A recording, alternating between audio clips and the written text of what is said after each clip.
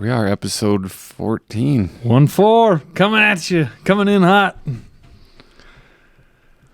I've been on the road for a little bit. Yeah, I'm wore out. I'm tired. I'm not sleepy. I'm tired. You know, there's a big difference between being tired and being sleepy.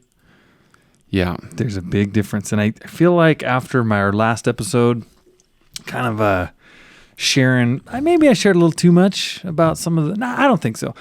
I want to keep it like honest. I want to give everyone an honest representation of what we deal with, you know, when we're hauling livestock. And there's, you know, a few comments that kind of just, and I love this because it helps you understand what people are thinking, or, you know, maybe how you need to explain things a little more. But I want you guys to know there's a big difference between being tired and being sleepy. Now, I talked last episode a lot about how we have to haul and go, and that it seems, you know, on the outside looking in, like that could be a little sketchy, and that I may have portrayed livestock haulers as a bumbling bunch of wandering. There's a spider about to come right down on you. It's a big one, too. Is it a cat spider? I don't know, it's a big one. That just adds to the studio thing. So anyone not watching this, I'm looking over Luke's left shoulder, and here comes a spider descending from the heavens, just rappelling straight down, like going for him. But anyway, I think I may have portrayed the livestock haulers as kind of a bunch of sleepy heads that are on just like a minute away from falling asleep and just careening off the highways everywhere. If it came across that way, I want you to understand that that's not the case. We drive very carefully and very safely. I think what would actually maybe kind of go to this point or help illustrate this is that during COVID, did I mention before that we had 0 logbook laws for livestock haulers during COVID? I don't know if I brought that up. oh, that was part of the COVID relief, is you didn't have to be safe anymore. 0. No, it's just like, just keep things moving. None. For over 2 years, not a single nothing on my logbook. Nothing. And lo and behold, there was no more wrecks or incidents or accidents in the cow world than we've ever had. But they always say, now if we do logbooks for safety, which I understand, you got to have some parameters, but in the cow world, what I've always argued is that we have to skirt around the rules and fudge things to make it work, right? So if they removed the rules for COVID, we didn't have to keep logbooks. So people on the outside are assuming, well, now the cattle haulers are going wild. Well, we're not. Nothing changed. We just didn't have to have paperwork anymore. We didn't drive any harder than we did before COVID. We drove the same hours. We hauled the same routes. Did everything the same. But nothing changed safety-wise. Removing our logbook regulations for livestock haulers, nothing changed. My point in bringing this up is that, yes, we're tired at times, but we're not dangerously sleepy. I know a lot of cattle haulers, and I know that we know what our limits are. Of course, there's a few that fall asleep here and there, but it's pretty rare, to be honest with you. Everybody is pretty conscious of their limits, and we stop and we sleep and we take a nap, wait for the sun to come up, and we roll on. So I just wanted to get that kind of out there a little bit, that we are very careful in what we do. Even though we're over these hours transporting this livestock, we're careful. Does that make sense? Makes sense. You see what I'm trying to kind of clarify? I don't know if this isn't, I don't know that this makes you drive more careful while you're sleepy and tired. No. What's the value of a load of cattle? Most of the stuff this year is valued around $100,000 to $120,000 per load. What do you think an average semi-load of anything over the road is? Well, if you like, when I haul hoppers, when I haul grain and stuff, anywhere from $5,000 to $25,000. So you're looking at four times Right. the value of your load, Mm-hmm. which, and I'm sure most guys, I just lost my train of thought. I think the most guys hauling cattle will understand the value of what they're hauling, Mm-hmm. which just knowing that you're hauling something that's valuable and that is alive. Right. It's like a thing. It's a living, breathing thing that you have to care for. And we do care for them. Like I love livestock, you know. But anyway, wanted to get that out. On another note, I read a few comments in the old YouTube feed that mentioned you needed to step up your beard game a little bit. That's what they said. And what I was thinking, and I'm glad that you actually unfurled your banner. He unfurled the banner right there. You let the hair down. Because I was like, hey, I might have it on the beard, but I think my hair is as long as it's going to grow. I think it's stunted. It's kind of runty. And you just have like the lock.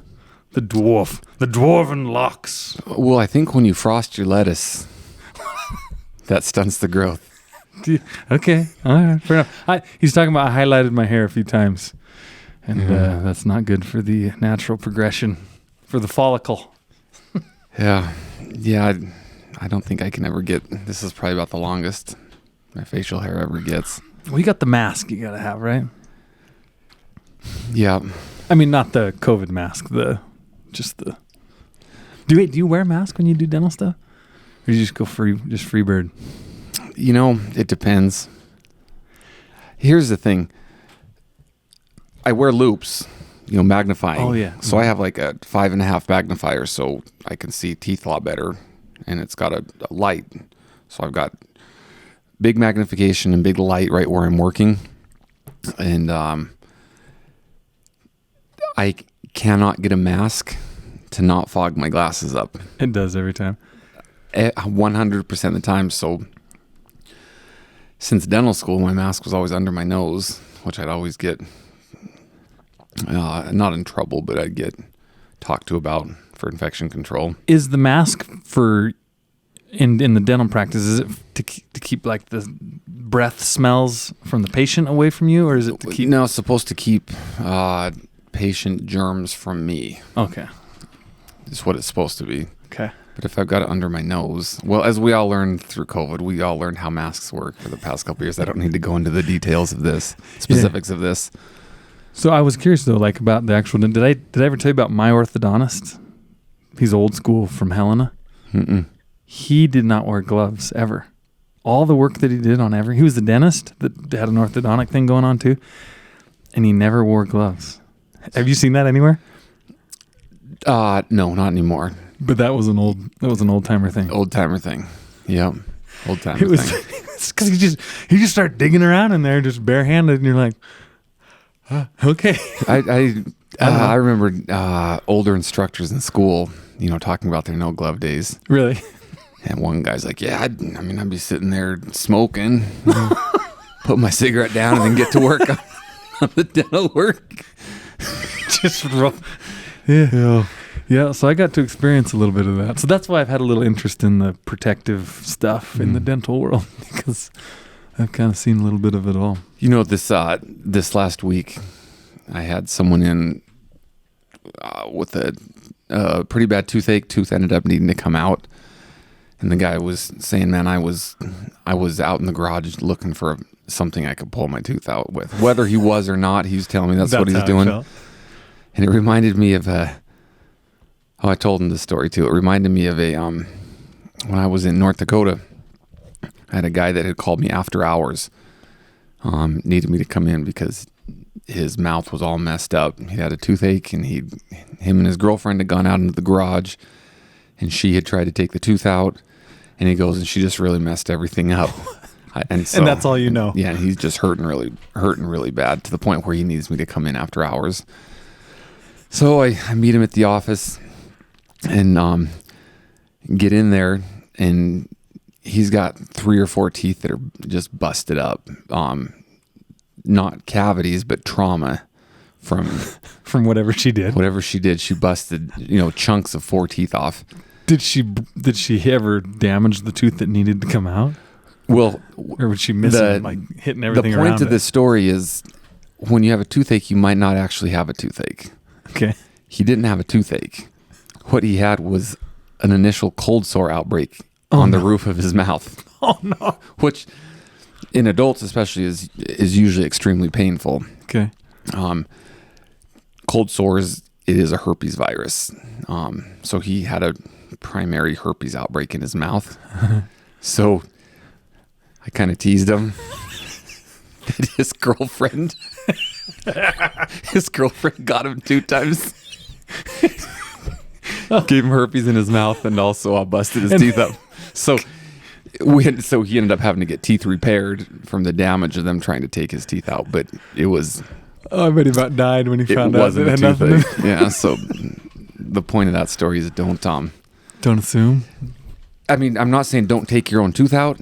I guess what I'm saying is confirm that that's what actually needs to be done before you attempt to take your own tooth out, because you might just have collected a herpes collection on the roof of your mouth. Yeah, that was...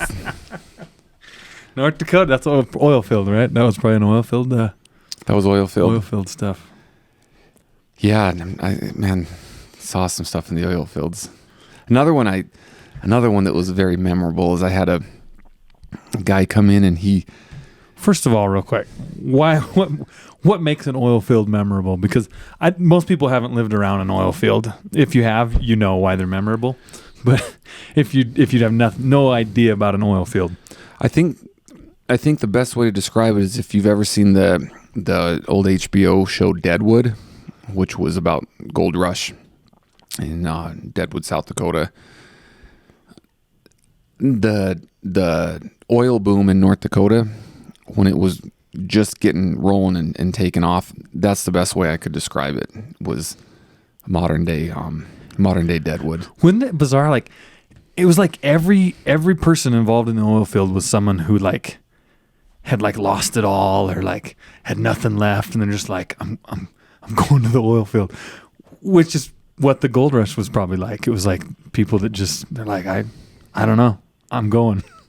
Oh, it was something else. You get all kinds of people. You'd have like medical professionals that had lost their licenses driving truck, like got their CDL. I knew a guy that had done that and was out there driving truck, an old chiropractor. And so you just get this strange conglomeration of all types. Yeah. And lots and lots and lots of them. And all men. Very few girls, women. So it's just, they call them man camps. Yeah, that's true, huh? They're just camps of men. They put a fence around them, have a cafeteria, and... Yeah. Anyway, this other guy had come in, and he said, I've got oral cancer. We need to do something about it. And so, why do you think you have cancer in your mouth? And he said, well, I've just got this big growth down at the base of my tongue. And so I, got him in the chair and pulled his tongue out of the way. And sure enough, down on the floor of his mouth, back by his lower molars on the floor of his mouth, out next to his tongue, a big growth coming out of his gums, which I'd never seen anything like it before. And my first thought was, yeah, I think you do have oral cancer. Something going on. But I said, well, let's take an x-ray of it. And then the tooth just above that had a big cavity on the back side of it. And in that cavity, big hole, the back half of the tooth was gone, and it was full of peanuts packed in there. The cavity hole was full of peanuts? So the back half of the tooth was gone, a big hole in the tooth, and it was a bunch of chunks of peanuts in this tooth. That's so cool. So I took an x-ray of it just to see if anything else is going on. And I can see that the cavity on the back of the tooth, it had obliterated the back half of this tooth, but he had lost all the bone on the back side of the tooth too. So from that cavity, that hole in the tooth straight down to the tip of the root, there was no bone around this root anymore. Okay. Which, that can happen if a tooth abscesses. It's not uncommon to see bone gone around a tooth. So I said, let me look at this again. So I got in his mouth and looked again. And I realized that he did not have oral cancer, but he'd essentially created a reverse Pez dispenser for peanut chunks. So what he was doing, what? And he said, oh yeah, I really like peanuts. So what he was doing is he was eating peanuts, and they were packing into this tooth. And as he continued to eat peanuts, it would push peanuts down his tooth, down the back side of the tooth where there was no bone. And then he had tunneled out the side of his mouth next to his tongue, so these chunks of peanuts were What? so these chunks of peanuts were coming out the floor of his mouth. Oh, that is so gross. I mean, it's just peanuts, but it's so gross to imagine like this peanut sack, like pushing out. Yeah, and so Wait. So, did you get to fix it? no, You had to. I said no. I said, I'm hey, not touching the it. good news is you don't have oral cancer. I go, that's. I explained what was happening. He goes, oh, it's not oral cancer. I go, no. He goes, okay, cool. And I'm like, well, the tooth needs to come out. He goes, nah, I'm good. If it's not cancer, I don't need anything. I'm good. And out the door he went. Never saw him again. So I wonder where he's at nowadays. I don't know. You at some point the peanut bag would has to have punctured or ruptured, spewing rotten peanuts in his mouth. No, it was already doing that. I mean, it was what I envision is it was going down the tooth, pushing out on his gums. No, there was a hole in the gums. So the chunks of peanuts there was literally a hole there was a tunnel from the top of his tooth So down it the back wasn't of like the tooth. storing him in like an abscess bag sack thing. No, it was just a hole, and what he was filling was just. I mean, they've been in his mouth for I don't know how long it takes to run the cycle from top to bottom, but Great escape. I mean, it collects other Okay. All debris kinds. and whatnot, so it comes out as some more of a kind of a mass. So you told him he's just got peanuts just burrowing around in his gums and he didn't care. He was like, okay. No, he's How many? I wonder what kind of a peanut maniac it would like. Do you eat like a pound a day? he just said, "Oh yeah, I like I like peanuts." peanuts. I said, "Oh, when I first saw the peanuts jammed in his tooth, I said, "Oh, so we got some peanuts stuck in here." And he goes, "Oh yeah, I like my peanuts." Yeah, I guess so. I never heard that one. Yeah. Oh, Trying to think of some other gems from the oil fields. Had one lady come in and she wanted to get a denture on the bottom, and she had one on the top, and I needed her to take that out so I could just see everything. And she refused to take her denture out.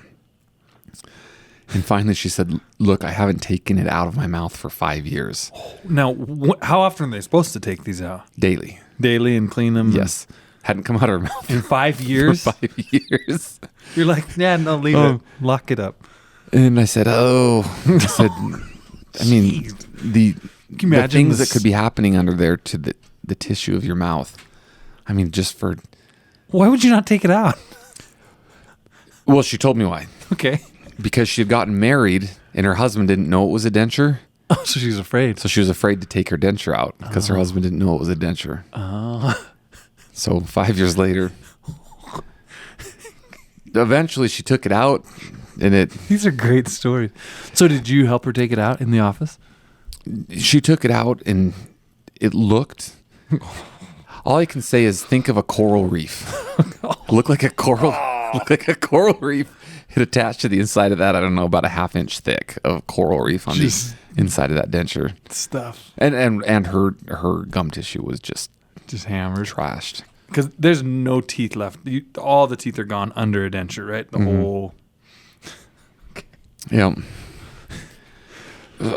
So it's a secret she's going to take to the grave.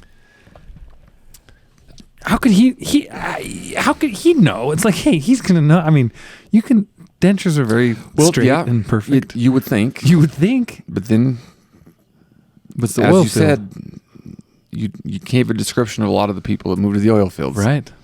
And women are hard to come by in the oil field, especially one to marry. So, yeah, that was something else. Even when, see, here's the thing, even if, like when you floss and you haven't flossed in a while, you floss out your tooth and you're like, yeah, come on. Like, I got to do better. Because just, there's this, the bacteria stuff that goes on in between your teeth. 5 years of that. I can't imagine. Oh. Yeah. Yeah. But I mean, the smells, are just horrible. But they don't bother me at all anymore. They don't. I can don't phase you. I can smell them. I mean, they can just be just dragon breathing me right into my nose. And I'm aware that how I'm aware that someone has it real bad is a half an hour after they've left the office if I still feel like it's in my nose. But it doesn't bother me. Whereas, like a new dental assistant, and this could be something that about passes them out. And you're just working away. But when I was in dental school, I had a classmate who had been a plumber before, and I went to dental school down in Arizona.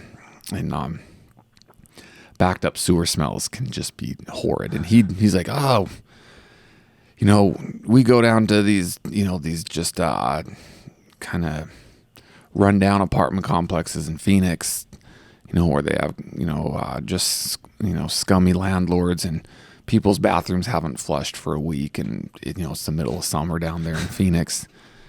He goes, oh, if you want to smell some smells, go into those situations, and ones that would make me gag for sure, but he's like, oh, you just get used to it. You recognize it's bad, but whatever. Yesterday I was fueling up my truck in Belle Fourche, and I'm standing there, and I've been on the road for 3 weeks. And I'm standing there in line and waiting to pay for my fuel, and the guy kitty corner at the other station, so he's not even next to me, he's around the corner of the counter at the other register. He goes, You must be a cow hauler out there, huh? And I was like, sorry. I just said sorry. Yeah, sorry. Because it might have gone a little beyond cow hauling, because I was kind of anxious to get home. I've been on the road for a long time, and I was like, I might have pushed it a day or two longer than I should have on the showering. But It seems the cow haulers all smell the same. It's a smell. Yeah. It's a smell that is it's like dairymen. Dairymen all smell the same. The other one that I realized smells all the same is, we've talked about the Hooterites before. Uh-huh. The guys who work in the pig barns. Yeah, they have. Yeah, and it's like the smell of my youth. Yeah. It smells just like it smells like Dad's truck always smelled. Like it's just the smell, and that's the same with the cow haulers. There's just that smell of the cows that. I just remember this. You remember last time we were talking about weight, getting a bigger trailer? Because remember, I just got that load at Plains, and I was saying I was going over to Plains to load the next day. And you had said, well, same thing's going to happen again tomorrow. Because this guy, they had way too much weight for me to haul. And you said same thing was going to happen tomorrow. I forgot. I got to tell you this, because this is good. So we go over to Plains. It's me and 2 other trucks, and I'm the smallest truck. I'm whatever size. I won't bother you with the sizes, but I'm the small truck that can haul the smallest load. Then there's 2 bigger trucks that could haul big heavy weight. And so I assumed we were supposed to have 3 big trucks over there, but I had to burn my big truck to cover my load. So I was like, I got 2 other big trucks. Cat'll probably come in light, and I bet everything will fit and we'll make it work. If not, we'll haul a little bit heavy. Whatever. So we're rolling into Plains, and at Plains there's this old obscure little gravel pullout that's like an old weigh station where the DOT would set up and weigh trucks. And we come rolling into Plains, which is in the middle of the nowhere mountains. And the scale's open. There's a roving DOT parked there in Plains. And I'm like, oh, but we're empty. So we're like, we're heading out to the ranch. So we roll in. He gets out of his pickup and gives us a big old wave and just, go on through. You're good. I'm like, oh, sweet. So we get out to the ranch, which is just like a mile north of town. So we're maybe a mile and a half away from this actual scale where we're loading. But once we get loaded, there's no way to get out of town without going by the scale. But those scales usually don't stay open. They're jump scales, so they're meant they jump around, right? They're here for half the day, and then they jump to this one. So we're like, well, he opened in the morning, so he'll be gone probably in the afternoon. So we're out there at the ranch, we're kicking around, talking trucker stories and engines and stuff like that. And we go to talk to the cattle buyer to find out about the loads, and she's like, well, we got a problem. And I'm like, okay, great, what is it? And I'm thinking, the cattle are going to be light, and you're going to have smaller loads. I'm like, that's fine. She goes, the cattle all came in like 23 pounds heavy, per animal, and there's 3 semi-loads. So there's like 280, calves to ship, and each one's 20-some pounds overweight. So we're like way overblown weight-wise. So, of course, there's all the ranchers standing. Same thing we talked about last episode. There's all the ranchers standing there kind of rubbing their hands, hoping, what are you guys going to do? And I'm like, so, we all basically agree to bump up our weight a couple 1,000 pounds. We'll play with the shrink. And then it dawns on me that, there's a good chance that DOT is going to be there. And that's not going to work because he's going to pull. He can pull us in. We're just dead in the water a mile from where we started. So I said, hey, well, you guys are getting the cattle ready to start loading. Can I borrow your car? And she's like, yeah. So I jump in the cattle buyer's car and I drive back down the road like sleuth stealth mission. And I go by and the scale sign going south says closed. I go a little further around the corner to the scale. He's gone. I was so relieved. I'm like, oh, sweet. So I go back and they're like, well, what's the word? What's the word? And I'm like, we are in the clear. There's nothing here. DOT is gone. Adios. Load us up. We'll get on our way. Ranchers are feeling good. They're very appreciative. We're, happy we're going to at least get through here. So we load up. And, of course, the guys are always like, you lead, you lead, because it was kind of my deal. And so I'm leading out of there. And I come around the corner, and guess who's back at the scale? He was like at lunch or something. I don't know what he's doing, but he was back. Oh, and I was like, oh, no. So I'm getting ready to just gear up and go because I'm like, we're heavy. Like, we can't go in there. Okay, we're toast. And he had a truck on the scale, and we got the wave. Just go on. We didn't even turn in. We went on our way. And I was like, and he's in there inspecting like and we were legal within a few hours because the cattle shrunk and we got legal anyway by the time we were down the road 5 or 6 hours. But he had like a UPS delivery truck or something in there. And I'm like, you've heard the saying, like when you stumble over $1 to pick up a dime. I was like, the dude's grabbing for dimes. Here's this $100 bills just driving by in a convoy past the... I don't think he would have messed with us because we're cow hauling anyway, and those guys are pretty good to the local. He's from the community, I think. So I don't think he wants to mess with the rancher's cattle too bad right there in town. But got the old blood pumping, and your prophecy came true. So I had to share it because it happened. Speaking of trailers, we had someone on Instagram reach out and ask if you could talk about the difference in usage between duals and super singles. That's a good question. And I said to myself, this is a good question for Jackson because I don't think I even know what that means. Okay. So duals and super singles, for years and years, forever, basically all trucks going down the highway run duals, meaning that there's 2 tires. You guys that don't truck, you've noticed when you pass semis going down the highway, they have 2 tires like next to each other, right? And those are called a dual. So there's duals. Everything's dualed up except for... So that would mean 4 tires per axle. Per axle, yep. 4 tires per axle. And then the only thing that's not dualed on a semi would be the steering, the very front axle that steers. Those are always single axles. Or single wheels, I mean. So after... this was probably, I don't know, a dozen years or more ago, they started developing what they call a super single.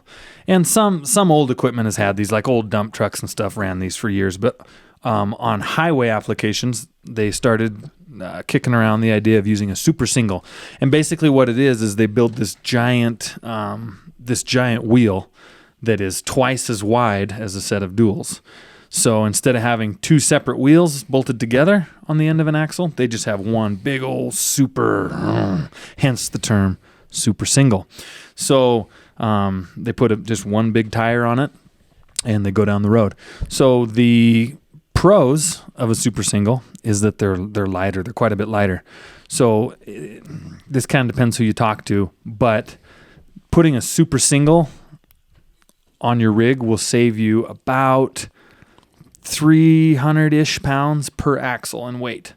So if you got 1, 2, 3, 4 axles normally that are dualed, and you get rid of those, you're gonna, what's 3 times 4 is 1,200 pounds. So you will make your rig 1,200 pounds lighter, which means when you're empty, you're pulling less weight down the road, so better fuel mileage. When you're loaded, you're lighter to start with, so you can actually put a bigger payload on. You can put 1,200 more pounds of freight or cargo in your truck. So that's why people like super singles. And it seems like when they roll down the road, they have a little less rolling resistance maybe too than duals. They just roll a little easier, so you get better fuel mileage. And it's true. It's definitely shown. But the downside to these is that if you have irregular tire wear, like if one goes partway flat, as soon as they go partially flat, the tire will start getting waves and stuff in it. And you have to replace the whole tire. Like the whole tire's ruined. And they're very expensive because you're buying one big old monster. You know, they can be from like a cheap one. Oh. We talked about this last time. Lights go out. Oh, man. Oh, people are going to really be losing it. So anyway, the tires can be very expensive to replace. And then even worse than that is if you blow a tire and it goes totally flat on the road, you're stuck. You have to call a tire truck to come and change your tire wherever it may be. So if you run a remote area, place with little service, you probably want to be careful with super singles. Whereas duals, it's very rare that both tires on one end of an axle go flat. Usually just one will pick up a nail. And so you still have one tire that's on there, so you can drive slow and easy and get to another town where you can get fixed. You're not stuck out there. So that's the difference between the two. I have a trailer that has super singles on it, and I've had great luck, knock on wood. It's worked really well, and part of why it's worked well is because that trailer has an auto inflation system, which means when the trailer is hooked up to the truck, there's always air flowing into the tire to keep it at the maximum inflation all the time. Mm-hmm. So if it's always inflated, there's less chance that it's going to wig out, go flat, wear funny. So, but that's a good question. I have a question about tire wear between super singles and duals. So I was looking at flatbed trailers just to pull with my truck. Gooseneck flatbed trailers this past year. And there was 2 trailers that were equivalent in payload capacity. Okay. One was a 2-axle dual. So it had 2 axles, but dual tires. Okay. And one was a 3-axle single tires. And there were 2 different dealerships that had same setup, 2 different brands, but same setup tire-wise. Yeah. And both of the dealers said they would never run the singles. They said that turning and just turning corners and doing things, it tears up the tires on the singles. Mm-hmm. It does. Versus the duals. Do you find that with... It does. Yeah, absolutely. And my grain trailer that has super singles on it is a spread axle, which is even worse because the 2 axles are basically 10 feet apart almost. They're 9 feet apart. So when you're turning, they call it scrubbing, where they, instead of rotating nicely with the trailer, they just pull sideways. They just scrub. And that's what those guys are talking about.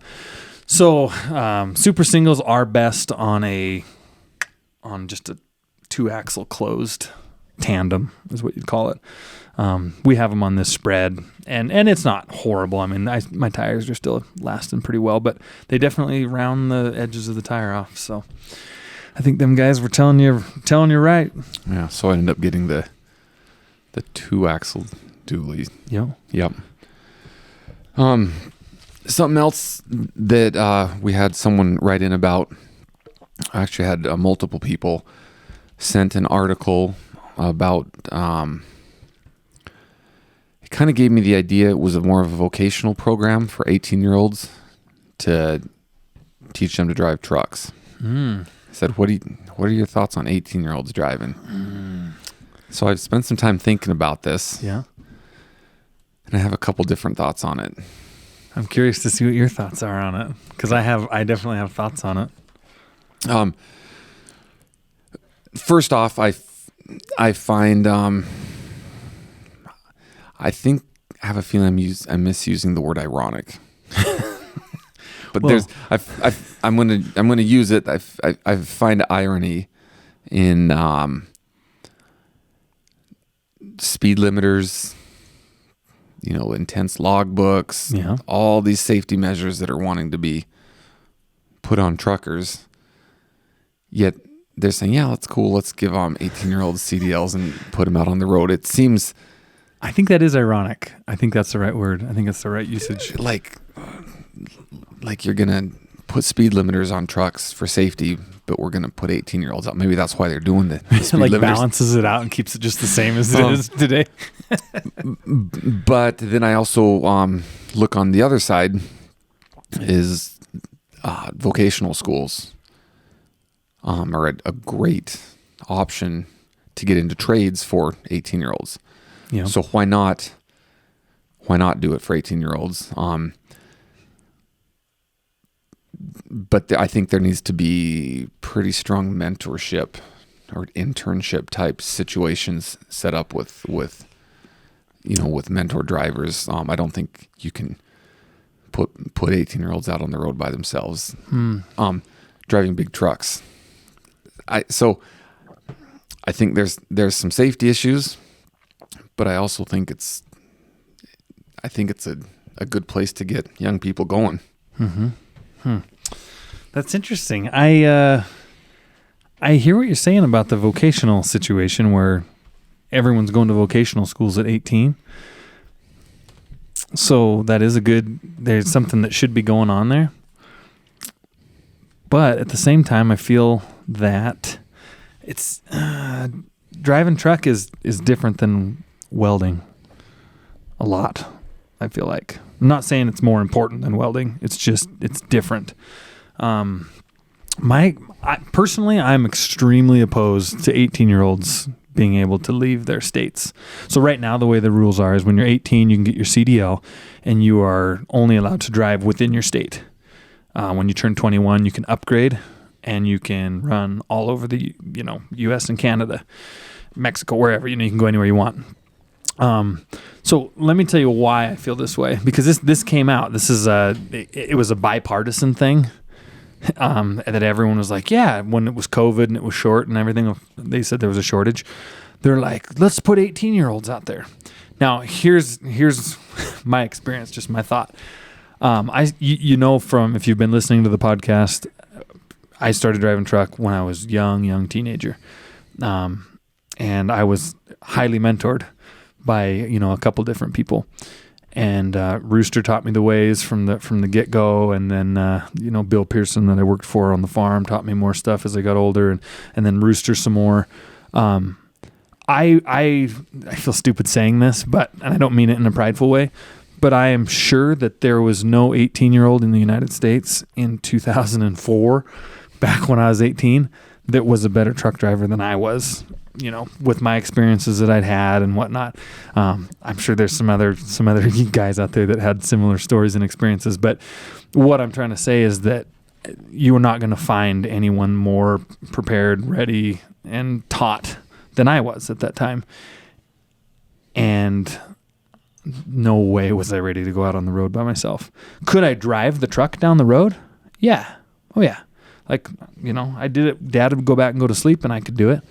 So what's the difference? There's so much more to trucking than just, being able to shift the gears and steer the truck down the highway.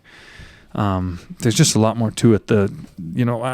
Being able to be mature enough to deal with being on your own, being alone,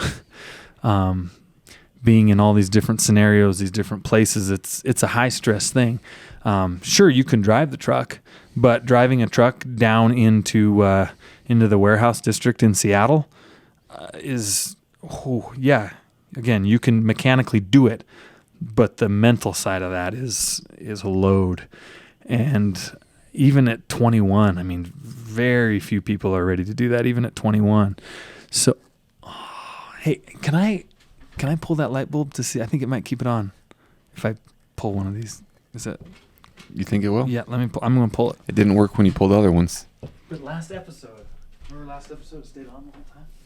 I put one back in. So Jackson is pulling a light bulb out to see if he can keep these things going. The thing you got to remember is that I installed this system, so I'm kind of like the engineer of it.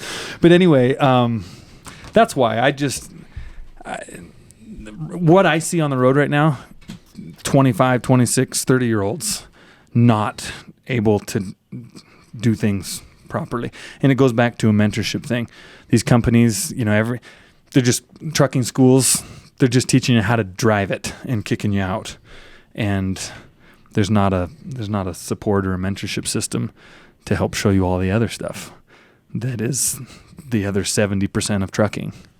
Well, what age do you think they should be allowed to then?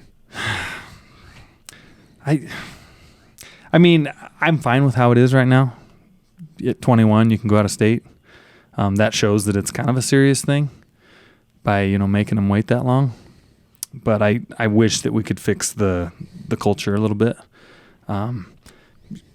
So many of us older, I'm not like an older trucker, but so many of us learned from mentors. There's just no mentors anymore out there.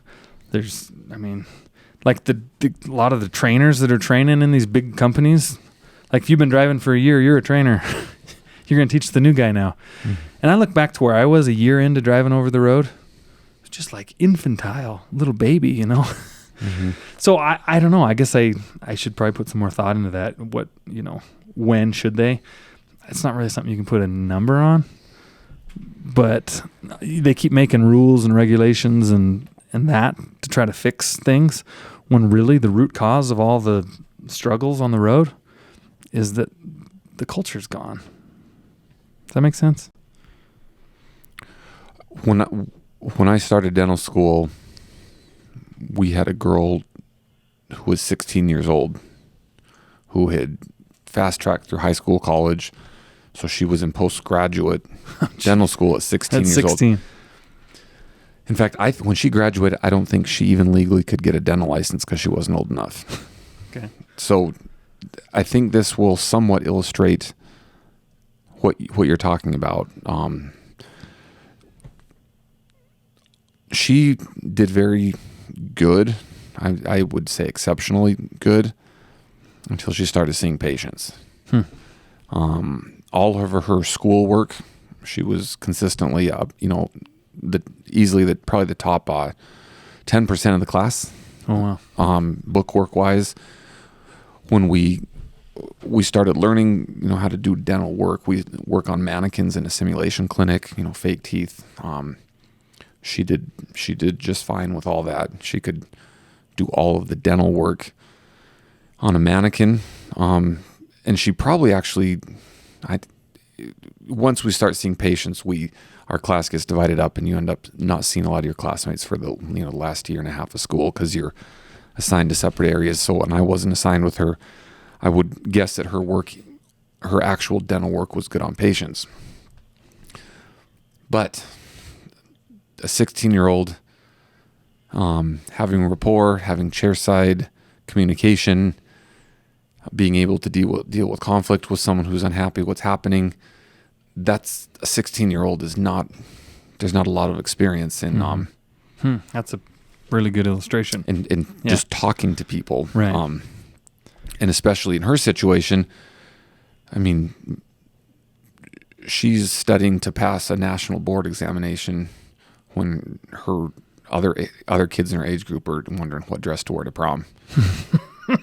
When you put it that way, yeah. So I guess my point is as far as the skills to do dental work and know the material to do dental work, she was good to go. Mm-hmm. But when it came to interpersonal communication with patients, there was some issues. Mm-hmm. So yeah. I think I guess what I'm interpreting you're saying about 18-year-olds is this isn't a question of can they drive trucks? Yeah. Can they back a truck up? Can they, maneuver trucks? Yeah, probably just fine. Mm-hmm. Can they go through a flow chart and diagnose what might be wrong with their truck on the side of the road? Yeah, because, they can learn that. It's all the other stuff that's around trucking that comes from just experience, right, that can get you into trouble when you're when you're at a younger age. Yep. When you're not prepared to deal with it. And what, as you're explaining that story, what it made me realize and clicked in my head was that from a bipartisan standpoint, the people in charge of this don't understand trucking, because in their mind, all that trucking is can you drive a truck down the road? Well, yeah, great. So let's let them drive at 18. That just proves that neither side, in a bipartisan way, because they both are pushing this, it just shows you and illustrates that it's like proof that they don't understand the half of trucking, which is why we have all these issues and regulatory struggles, because nobody understands it. Yeah. So, yes. Yeah. No. Yes. No. Right. That's what it's. Yeah. Can they drive? Yes. Can they drive? No. There's a term out there in the trucking world called steering wheel holder. There's a big difference between a steering wheel holder and an operator. An operator would be someone that, and this isn't just in the trucking world, this is in heavy equipment. This applies to a lot of things, a lot of areas that you all work in out there. The difference between a warm body and an operator. And an operator has situational awareness. They have, gained knowledge from a place that only experience can provide. And that's what makes an operator versus a steering wheel holder. I had an instructor. He was my head instructor in dental school, which he said you probably could teach a monkey to drill a hole and fill it with something in a tooth. Like that's ultimately not what we're trying to teach you. And then he goes, and then of course, once you graduate from dental school and move on, you gain so much more experience. But his point was, I guess the best way to put it is anyone can be a steering wheel holder. Yeah, become an operator. Even in the dental world, become an operator. Yep. Yeah, I don't know, man. It'd be cool if because the failure is in the culture. It's just eroded so much. But it would be cool if there was a way to provide that somehow, like a manufacture a place or something that young people, I don't mean just young people, but people that are new to the industry could go to be mentored, I guess. Do you know what I mean?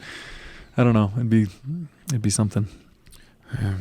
One of those things you just got to go get the experience, I think. Yeah. Go take the knocks. Just, yeah. No.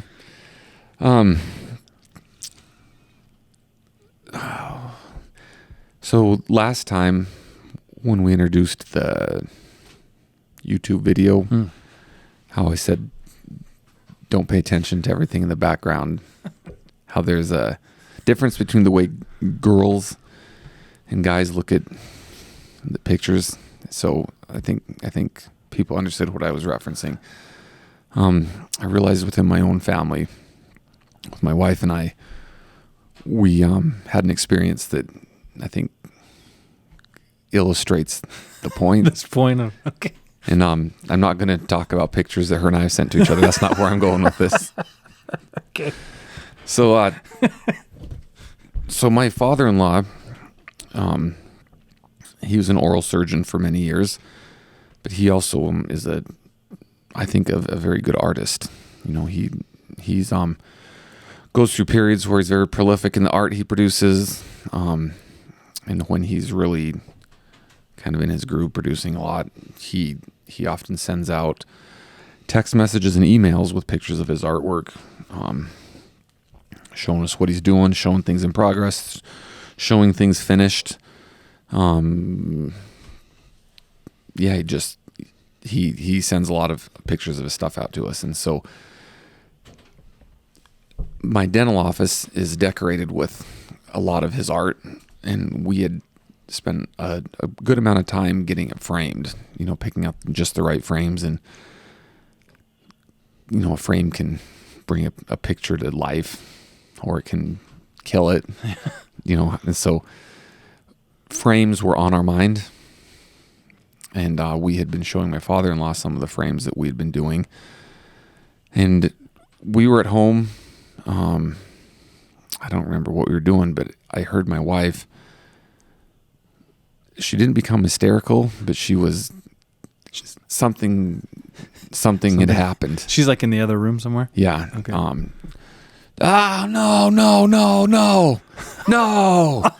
No. And you're... So I kind of jumped up, you know, what's going on?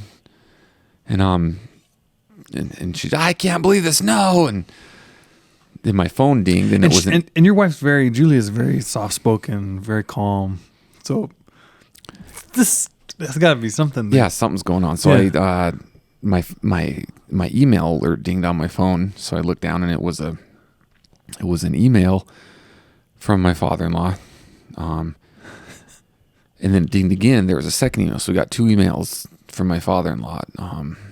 And I don't remember what the title of the first one was, but the title of the second email was The Big Boy.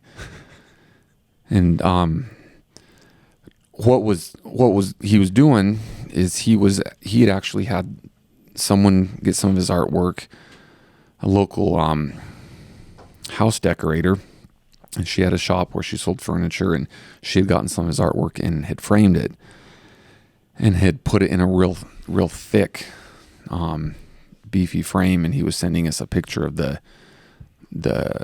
framing of this artwork. And so I clicked to open it, and he had the picture leaning against the wall. He had his painting he had done. When I say picture, his painting leaning against the wall, and right next to it was a full-length mirror, and he was taking a picture of the artwork to send out to show the framing of it. Yeah. And I'm not sure how this got missed in the picture, but right next to this painting is the full-length mirror. Okay. And you can see in the mirror him taking the picture of the painting with no clothing on. Oh no. Like full naked. Full frontal nude. And so then the second email where it said The Big Boy, he had zoomed in with his camera on the frame to show the thickness of the frame, but he had zoomed in right at waist level in the mirror as well. No. So with the title The Big Boy, he had no idea. And he had no idea that's what had been taken. Oh, no. So I saw it and I was like, geez, whoa, whatever. I've been in a locker room, whatever. But nonetheless, it's like a little bit of a surprise to be sent the full frontal from your father-in-law. And so that's what I'm seeing. And I said, I'm like, babe, is this? She's like, yeah, I can't believe that's how they framed it.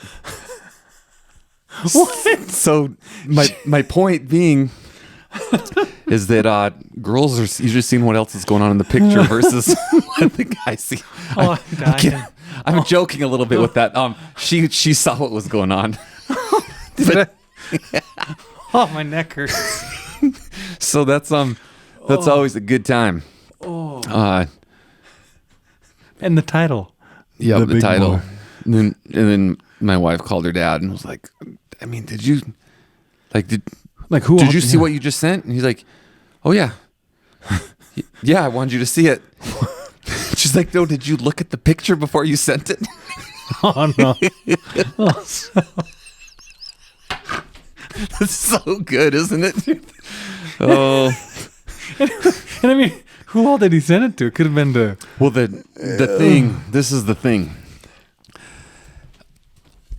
Almost always, when these emails go out with pictures of the work,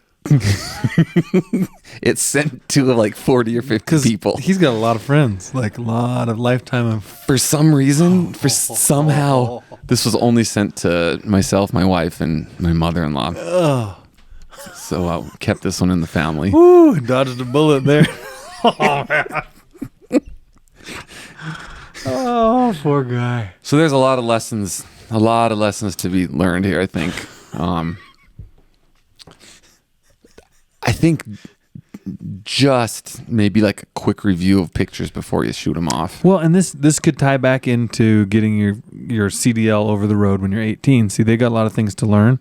Your father-in-law is kind of, more of a boomer generation, so he would be fairly new to the technological, being able to just take a picture and, just that kind of stuff. So the same way that he has kind of traveling through the technological journey would be the same way that a young 18-year-old would have to, take some hard knocks on his way to becoming an operator. That's so... Oh, man. Yo, that's a good time. Like my neck, these neck things here are killing me right now. I gotta quit. Oh. Yeah. Yeah. Well, with that, where do you go? I think we'll end on that. That's pretty good. Yeah, that's a good. That's so. I think I'm gonna say something at the end here, and I think I'm gonna mess up your plan. So I apologize. okay. But right now, Jackson is going on the road like crazy. It's hard to get together. Yep. We got some time right now, so we're actually going to record a couple podcasts while we're sitting here. Knock them out. Jackson was going to switch clothing. You tell him? Made it seem like it. No, I don't have to. Now you don't have to. But the reason I'm bringing this up, I wouldn't have given away your secret. You can still switch though. I still would like you to switch clothing. Okay. For anyone who isn't hearing It'll this, make it laugh. Yeah. We're gonna have a special guest on, as we sit down to record the next hour. Oh, it's gonna happen. It's gonna happen. Sweet. I just got a text. Oh, good. She's on the way. Oh. So we got a special guest. Hope you find interest in what we're doing. A little teaser. That we are going to take a quick break, probably get something to drink here, and then let her get here and get her set up, and then we'll record. You have anything else to add on this episode? No, I more or less just to thank everybody launching the podcast on YouTube. Kind of a big step, as we said. It was something we kind of wanted to prepare more for, and we kept putting it off, and we ended up just doing it last week, and like such great feedback and positive comments, and it really bolsters us up and just it encourages us. It's a lot of it's a lot of work to do this, and it's something we love and we're excited to do and to press on. But whenever you put something new out there and it's well received, and you kind of get that validation, it just means a lot. So more or less, I just wanted to say thanks to everybody because it was good, and we're going to continue on. Another thing that I wanted to bring up to let people know may be happening is with us having a hard time meeting in person, we're going to try if we have to doing some from the road. Yep. Where Jackson will be on the phone. I think we got figured out how to do that. Where it'll sound all right. Yeah. So I'll be sitting up here in the light and the dark. And I'll be sitting out on the exit ramp somewhere on the freeway in the light and the dark. Hopefully in reception. In service, yes, somewhere. But that's something, that we may, if you notice something a little bit different in just some of the recording quality, some of this might need to be done with Jackson on the road. Yeah. But that's just the reality of it. Like, we're out there doing it. Yep. So another thing to look forward to is our youngest brother, Weston. He is, he's lived down in Texas. Oh, and you guys know Weston because Matt, go ahead, right here, insert. Here he is. You got it. He's been on the YouTube a little bit, but he's going to be up here in December for some Christmas time stuff. So we're going to sit down. We're probably going to do a lot of recording with him because he's got a lot of stuff. He is an attorney. Yeah. And he's got a lot of, he listens to these and he's got a lot of rebuttal type stuff that he needs to get through. Oh. Do you think I should tell you one that he told me this last week from our last episode? Yeah, I The think screaming mini one. he told me about it. Should I talk about that, or should I wait to have him? Let's let Weston, because we'll just build up all these rebuttals, and he's going to unload them all. He can be like, on episode 13, you brought this up, and this was the reality. So, you guys, another thing about Weston is that Weston arrived on the scene as a working adult off of his mission for the church about the time that I was really ramping up my trucking, and I was saying yes to any and everything. And so I threw him into the fire and into some situations that were like, wow. And I literally, of all the trips we did, I don't think we ever had a normal trip. Like every single trip we did, there's something that's going to be podcastable because poor kid just got run through the ringer, and he did great. I mean, he did great, but I really leaned on him a lot. And lean on him so hard he's no longer a trucker. He became an attorney. So anyway, email steadyatthewheelpodcast@gmail.com. Steady at the Wheel Podcast on Instagram. Jackson's YouTube page. Yeah, which if you're watching, it's a Wild Wild West on YouTube. If you're listening. Right. If you're watching, you got it. If you're watching, you're here, obviously. All right. We're going to get reset here and carry on. Get our special guest ready.